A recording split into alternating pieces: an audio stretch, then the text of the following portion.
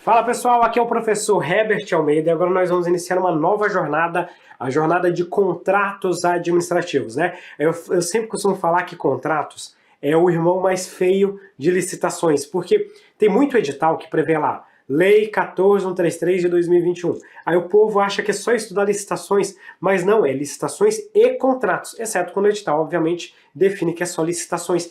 E esse assunto, ele é um assunto que é um pouquinho mais difícil do que licitações, eu confesso para vocês. É mais difícil de a gente identificar quais assuntos são cobrados, porque existe uma variação maior de cobrança sobre esse tema. Mas por outro lado, é mais legal, é mais gostoso de estudar contratos, porque agora a gente já está indo para a parte material, para a parte de execução, e não para a parte mais de processo, que é o caso da licitação pública. Então aqui a gente consegue ter um pouquinho mais de realidade, é muito mais legal, mais interessante estudar contratos administrativos. Eu vou começar essa minha aula aqui já com um aviso, né, que eu estou ainda com uma tosse bem forte, então vai ser uma aula regada a algumas tosses, mas de conteúdo de altíssima qualidade, tá?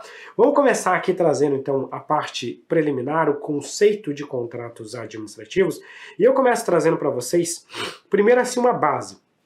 Quando você estuda direito administrativo, é muito comum você estudar o ato administrativo. E o que é o ato administrativo? Ato administrativo, basicamente, é uma decisão da administração pública. Nós costumamos falar que o ato administrativo é uma manifestação de vontade unilateral da administração pública ou de quem faz as vezes da administração pública. Por exemplo, quando você sofre uma multa de trânsito, você pode até nem concordar com isso. Você não quer levar a multa, mas o Estado vem e impõe a multa. Por quê? Porque o ato administrativo é uma manifestação unilateral de vontade do Estado. Pouco importa a vontade da outra parte. Nesse ponto que os contratos administrativos vão se diferenciar dos atos administrativos. Porque o contrato administrativo nada mais é do que uma manifestação bilateral de vontade. Nós vamos ter duas vontades aqui simultaneamente. E quais são as duas vontades que nós vamos encontrar no contrato administrativo? Nós vamos ter, de um lado, a manifestação de vontade do Estado, eu vou colocar aqui da própria administração pública, que tem uma necessidade a ser resolvida. Por exemplo, a realização de alguma obra. Deixa eu ganhar um pouquinho de espaço aqui, senão não vai dar para a gente escrever tudo. Por exemplo, a administração pública precisa fazer uma obra, precisa executar essa obra, ela tem essa necessidade. É a necessidade do poder público, por exemplo, para fazer um viaduto, alguma coisa do tipo. Do outro lado, nós vamos ter quem vai executar esse contrato, que é o terceiro. Esse terceiro aqui, ele vai concordar com aquele contrato administrativo, vai apresentar uma proposta para a administração pública e vai assinar esse contrato. Então os dois lados concordam, tanto a administração pública, que está contratando, quanto o terceiro que está sendo contratado. Então a manifestação é bilateral. Se a outra parte não quiser assinar o contrato, não existe contrato, não haverá o contrato administrativo. Então por isso que a manifestação é bilateral nesse primeiro momento. Avançamos mais um pouquinho e eu vou começar a trazer aqui para vocês dois conceitos interessantes. A diferença entre o que nós chamamos de contrato da administração pública e depois eu vou falar especificamente o que são os contratos administrativos. Esse termo você já deve ter visto em outros momentos ao estudar o direito administrativo. A expressão contrato da administração pública, pega aqui, ó, contrato da administração pública. Essa expressão aqui é um gênero que envolve todos os contratos firmados pela administração pública. Então, genericamente, os contratos que a administração pública é signatária são chamados de contratos da administração. Esses contratos da administração se subdividem em duas categorias de contratos. Os contratos privados firmados pela administração pública e os contratos administrativos propriamente ditos, os contratos típicos ou simplesmente contratos administrativos. Para a gente entender melhor, eu vou colocar a esquematização aqui no quadro e depois a gente volta para analisar o nosso gráfico que nós vamos formar ao final, tá? Quando nós falamos dos contratos privados, vamos começar com esse grupo aqui, ó. Esses contratos privados, firmados pela administração pública, diga-se de passagem que aqui eu estou falando daqueles em que existe a participação da administração pública. São contratos que eles são regidos pelo regime jurídico de direito privado. Então, ele não é regido, no primeiro momento, pelo direito público. Ele é regido por normas que são aplicáveis, inclusive, aos particulares em geral. Aqui, pelo menos, eu estou falando de forma predominante, tá? Predominante as regras do direito privado. Nesse tipo de contrato, a administração pública estará presente, mas estará numa condição de igualdade com o particular. Por isso nós falamos que nesses contratos aqui existe uma horizontalidade. Tanto que esses contratos, eles também são chamados de contratos horizontais. Horizontalidade. Contratos horizontais, porque existe uma igualdade de forças, tanto da administração pública quanto do particular. Professor, tem aplicação do direito público nesse tipo de contrato? Tem. Mas a aplicação do direito público é uma aplicação subsidiária.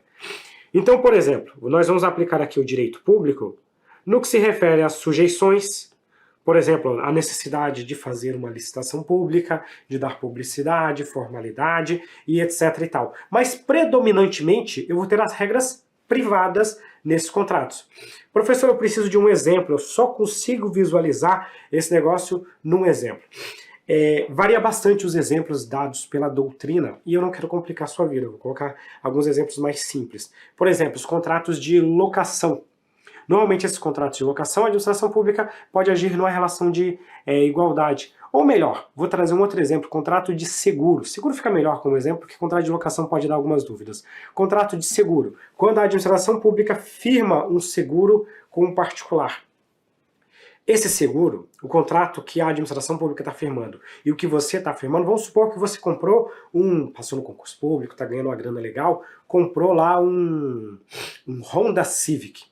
A administração pública vai lá e compra um Honda Civic também. Tanto você quanto a administração pública vão numa seguradora e pedem para fazer o seguro desse carro. As regras aplicáveis para você e para a administração pública serão basicamente iguais, porque esse é um contrato privado com a presença da administração pública. Mas veja só, eu acabei de comentar com vocês que nós não afastamos integralmente as regras de direito público. Nós temos uma aplicação, ainda que subsidiária, ainda que complementar das regras de direito público. Porque se tem a presença do Estado, vai ter, em alguma medida, o direito público. Por isso que nós falamos que esses contratos aqui, alguns autores, denominam eles de contratos semipúblicos. Semipúblicos por quê? Porque eu não tenho como afastar integralmente o regime jurídico administrativo. O Estado sempre vai ter que atender ao interesse público, observar princípios e etc e tal. Avançando mais um pouquinho, nós vamos colocar agora os contratos administrativos. Contratos administrativos propriamente ditos, tá? Deixa eu puxar aqui e vou colocar para vocês a primeira regrinha. Contrato administrativo propriamente dito, ele é regido pelo regime jurídico de direito público. E o que é o regime jurídico de direito público? É um conjunto de prerrogativas e de restrições que o Estado se submete. Claro que aqui a aplicação é predominante. Prevalecem as regras de direito público nesse tipo de contrato. Como o Estado possui poderes especiais, nós falamos que nesse tipo de contrato existe uma verticalidade. Verticalidade por quê? Porque o Estado tem algumas prerrogativas que o particular não possui. E você já vai guardar esse nome que eu vou colocar aqui, ó. Essa verticalidade é demonstrada pela presença das denominadas cláusulas exorbitantes. Professor, o que são cláusulas exorbitantes? As cláusulas exorbitantes são poderes especiais que somente a administração pública possui quando ela firma contratos com terceiros. E eu vou começar dando um exemplo bem rápido para vocês. Da minha janela para lá é a casa do meu vizinho. Se eu abrir a janela e falar, ô vizinho, tudo na paz? Ele, pô, beleza. Cara, vamos fazer um muro aqui de meia. Você paga metade, eu pago a metade. Vamos construir um muro para dividir a nossa casa? Fechado. Como é que nós vamos fazer? Nós combinamos, colocamos tudo num papel, numa conversa de WhatsApp, alguma coisa do tipo, e executamos. Se lá no meio do caminho eu cheguei a falar, pô, mas ao invés de assim, eu queria fazer assado, eu posso impor essa obrigação ao meu vizinho? Não. Por quê? Porque se nós firmamos o contrato e concordamos que seria daquela forma, vai ser dessa forma. Só altera se as duas partes concordarem. Agora vamos supor que eu sou o Estado, e o Estado chega para o vizinho e fala, vamos fazer um muro de meia. É óbvio que o Estado não vai fazer esse tipo de relação, mas vamos supor que fosse. E lá no meio do caminho o Estado quisesse alterar as condições de execução desse muro, o Estado poderia alterar algumas condições, quantidades, características, desde que fossem respeitados os limites legais. O Estado pode alterar unilateralmente um contrato. Isso nós conhecemos como cláusulas exorbitantes. É um exemplo de cláusula exorbitante e ao longo da aula nós vamos estudar muitas outras cláusulas exorbitantes para você ficar, supimpa no que se refere aos contratos administrativos. Outro ponto. Nesse tipo de contrato, eu tenho a presença de algumas normas de direito privado. Só que essas normas de direito privado, elas somente vão se aplicar subsidiariamente. Ou seja, é só naquilo que as normas de direito público não resolverem. Por exemplo, eu firmo um contrato administrativo, esse contrato tem lá diversas regras e tal, mas lá no meio do caminho surgiu uma dúvida. Esse contrato é um contrato muito específico e a lei de licitações não resolve isso. Eu posso eventualmente abrir o Código Civil, que é um código que trata do direito privado, para tentar resolver essa questão? Pode, de forma subsidiária, de forma complementar. Um outro exemplo, nós estudamos no direito administrativo a teoria da imprevisão. Teoria da imprevisão acontece quando surge algum evento superveniente e imprevisível como uma calamidade pública. Essa teoria foi descrita pelo pessoal do direito privado, que estuda os contratos lá no direito privado. E nós pegamos ela emprestada e trouxemos aqui para o direito administrativo. Eu estou falando da teoria geral dos contratos, uma regra de direito privado que eu posso aplicar também no direito público de forma subsidiária, de forma complementar. Avançando mais um pouquinho aqui, eu vou trazer um exemplo para vocês. 2 exemplos de contratos administrativos. Primeiro, contrato de obra pública. Deixa eu te perguntar uma coisa. Olha só, contrato de obra pública é um exemplo clássico de contrato administrativo. Normalmente, os contratos administrativos tratam daqueles contratos que só o Estado pode firmar. Você pode se juntar com seu vizinho e construir um viaduto numa rodovia federal? Vocês são ricos pra caramba e financiam esse viaduto e sozinho vão lá e fazem? Não, vocês não são donos daquilo. O Estado pode. A obra pública, ela tem essa característica, a presença do Estado. Então, quando a gente firma um contrato de obra pública, esse é um contrato administrativo típico. Outro exemplo, os contratos de concessão de serviços públicos. Para delegar a prestação de serviço público à iniciativa privada. Você pode ir lá e delegar o transporte público municipal a um terceiro? Você não, o Estado pode. Então isso aqui é um exemplo clássico de contrato administrativo típico. Professor, qual que é a principal diferença entre, então, os contratos privados e os contratos administrativos? Se uma questão de prova te perguntar, a diferença mais marcante, a principal de todas, é que os contratos administrativos, eles são marcados pela presença das cláusulas exorbitantes, que são as prerrogativas de direito público que o Estado possui e o particular não possui. Essa é a principal diferença. Professor, mas eu estava lendo um livro um pouquinho mais avançado e eu vi que tem alguns autores que falam que a gente pode encontrar cláusulas exorbitantes em contratos privados. Olha, pode. Só que a aplicação de cláusulas exorbitantes aos contratos privados firmados pela administração pública é excepcional. Depende de expressa previsão no contrato. A aplicação das cláusulas exorbitantes nos contratos administrativos é a regra e decorre da própria lei, não precisa nem ter uma previsão específica dentro de cada um dos contratos. Então guarde o seguinte, essa questão de perguntar o que diferencia o contrato administrativo do contrato privado firmado pela administração? Presença de cláusulas exorbitantes.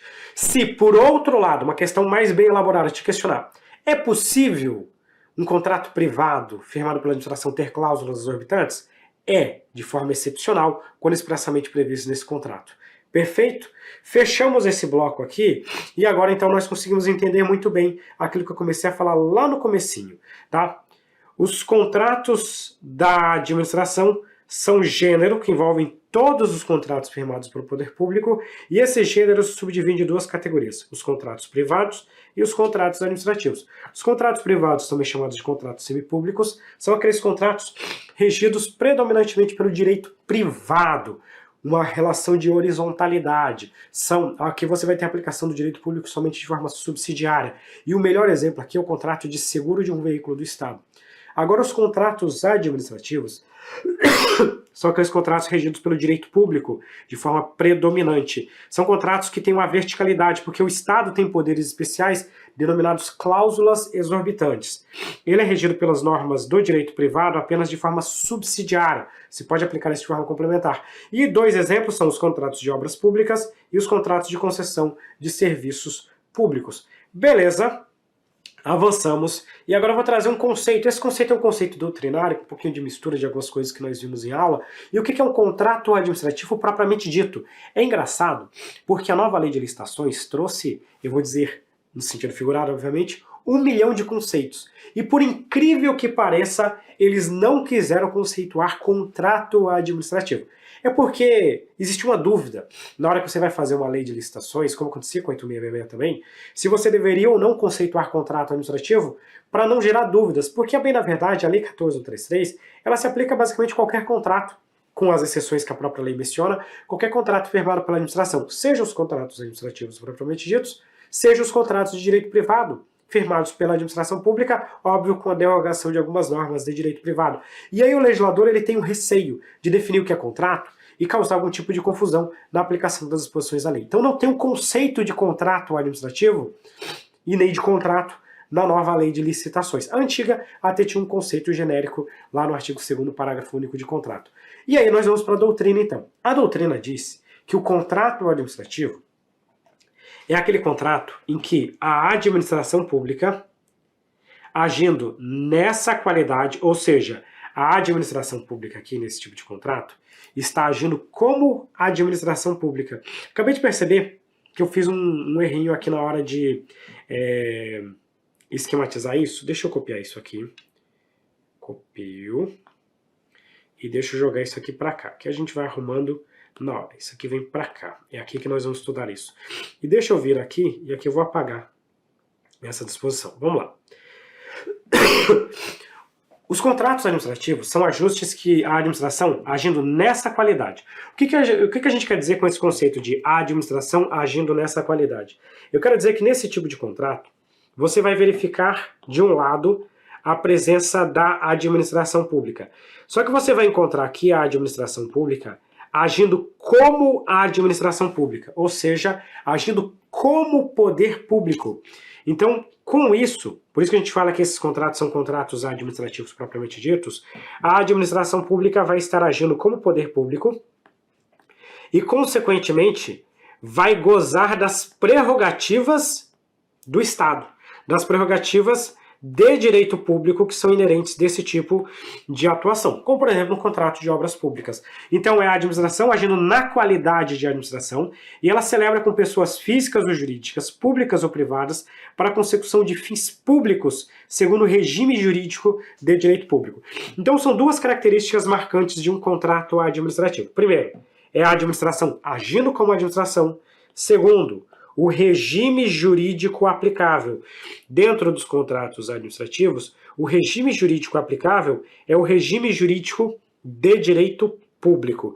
E o que marca o regime jurídico de direito público? Nós costumamos dizer que o direito público ele é formado por um binômio de prerrogativas e sujeições, mas aqui nós vamos focar nas prerrogativas. E essas prerrogativas, nos contratos administrativos, são definidas essencialmente pela presença das cláusulas exorbitantes, que são cláusulas de direito público, que fazem com que os contratos administrativos possuam uma verticalidade, ou seja, poderes especiais em favor do Estado.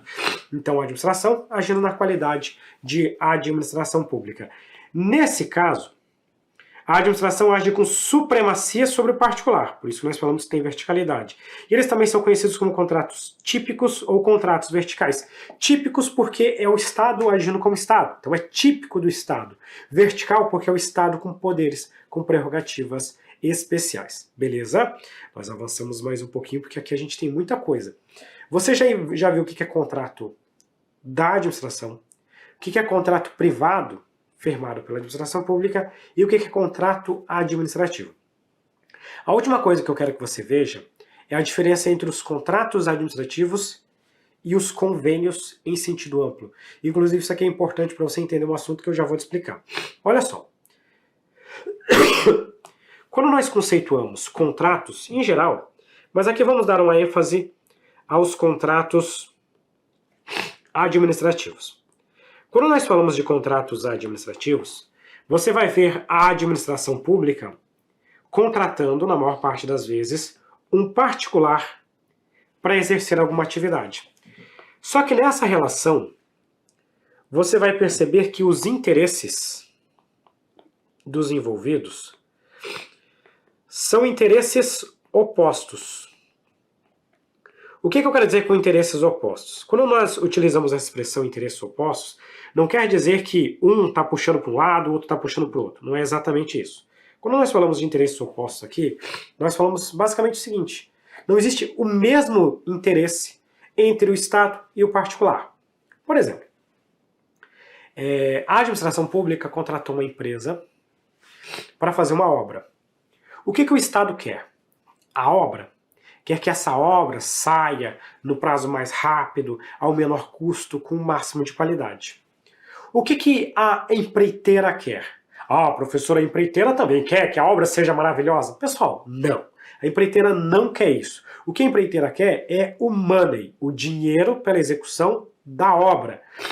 Ela, digamos assim, concluir no prazo, isso, aquilo, é consequência da obrigação contratual dela. Porque ela tem que executar essa obrigação para receber na forma como está no contrato. Mas ela não está, entre aspas, nem aí para qualidade, por trânsito, por isso, por aquilo. Ela vai executar, e se ela executar muito bem feita, ela vai receber a remuneração dela. Esse é o papel dela, e ponto final. E não tem nada de errado nisso. Eu não estou fazendo essa observação no sentido de crítica. Não tem nada de errado. O Estado quer a obra e o particular quer o dinheiro da execução da obra. Os interesses são opostos. Quando nós vamos estudar os convênios, os nossos convênios administrativos, aí nós vamos ver que o papel aqui muda um pouquinho. Por que são convênios? Convênios são parcerias.